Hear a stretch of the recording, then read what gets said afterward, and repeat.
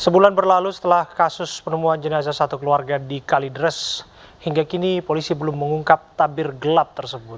Setelah sebelumnya menyebutkan kecil kemungkinan adanya tindak pidana, publik tentu masih bertanya-tanya. Ada apa di balik kematian keluarga di Kalideres? Kita akan bahas bersama dengan kriminolog Universitas Indonesia, Profesor Adrianus Meliala. Assalamualaikum, selamat malam, Prof. Selamat malam. Ya, Prof, kalau tadi kita dengarkan apa yang disampaikan polisi sifatnya masih normatif. Kisi-kisi yang belum menjawab teka-teki. Barangkali Anda sudah punya gambaran jawabannya, Prof. Ya, tentu yang saya punya sesuatu yang bersifat informal ya, karena saya juga tidak berusaha untuk mengontak teman-teman penyidik ya. Saya menduga bahwa dari perkembangan terakhir itu ada dua, terutama korban yang lansia ya, yang dalam hal ini meninggal karena penyebab natural atau saya sebut sebagai natural death ya, karena sakit, karena kurang gizi, karena penyakit lah begitu. Sementara yang dua yang lain, saudari Dian dan saudara Budianto, itu meninggal dengan sebutan menurut saya desperate death ya, mati secara sengsara gitu ya. Dian itu meninggal karena memang tidak memiliki lagi patokan dalam hidupnya, mengingat sang ibu sudah meninggal dan dia lalu berada dalam situasi helpless ya, putus asa, dan kemudian juga tidak lagi ada makanan untuk dikonsumsi. Sementara Budianto yang memang dalam hal ini memiliki kecenderungan skizoid, yakni suka dengan hal-hal yang bersifat mistik, absurd ya, abstrak, dan juga tidak realistik gitu ya. Maka dialah yang kemudian lalu asik untuk melakukan ritus-ritus yang bersifat ritual itu. Tapi toh itu juga tidak kemudian menolong dirinya dan juga diri Dian, sehingga kemudian yang bersangkutan kemudian lalu makin mundur secara kesehatan, mundur secara kesegaran, dan kemudian mengalami blackout, pingsan, dan kemudian meninggal. Demikian.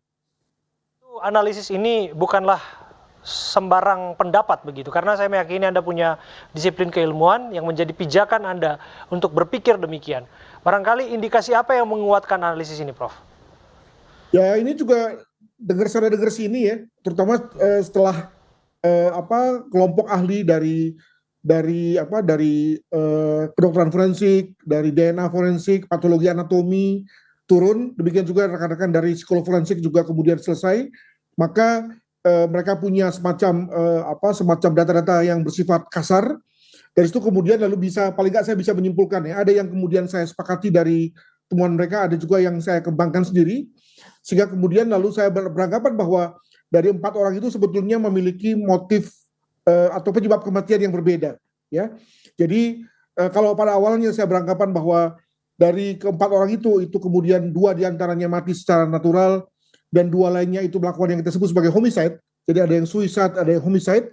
Lalu kemudian saya berubah lagi bahwa keempatnya sudah mati secara natural, yang kemudian dijelaskan dengan satu alasan yang saya sebut dalam berbagai wawancara disebut sebagai terpengaruh oleh ajaran apokaliptik. Tapi kemudian saya berubah lagi, ya ini juga terkait juga dengan temuan-temuan yang ada, di mana rasanya apokaliptik isu itu lalu terlalu tinggi ya, terlalu canggih gitu.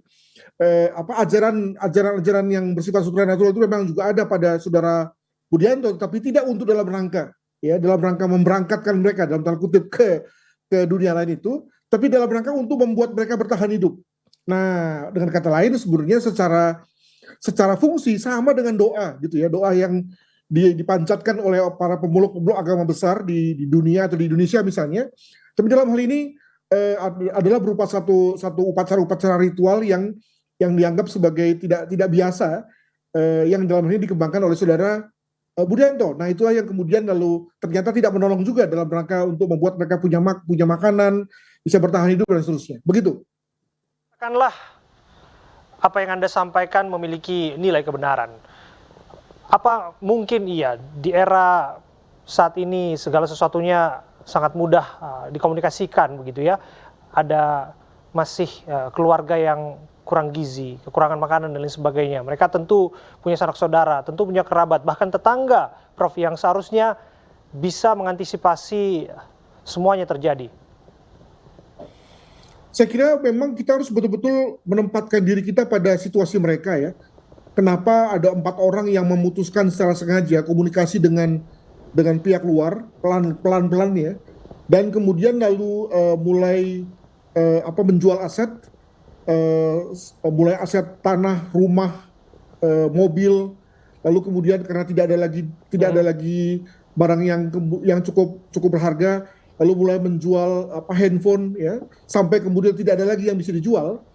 Itu sebenarnya mereka hendak mengejar apa gitu ya. Nah, dalam hal ini 2 orang yang lansia itu segera kemudian diserang oleh kematian, terkait juga dengan kondisi mereka yang mungkin lemah ya, usia 70-an, Oke. kurang makan, kurang gizi, maka segera kemudian lalu meninggal.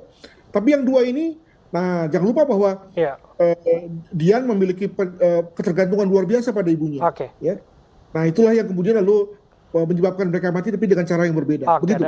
ada keputusasaan di sana, tapi itu dia analisis Prof. Adrianus Meliala, seorang kriminolog, guru besar di Universitas Indonesia. Sah-sah saja Anda berpandangan demikian, punya analisis demikian, tapi akan sahih apa yang disampaikan Anda apabila memang selaras apa yang disampaikan dengan pihak penyidik yang bertugas. Kita akan dengarkan apa yang akan disampaikan. Terima kasih, Prof.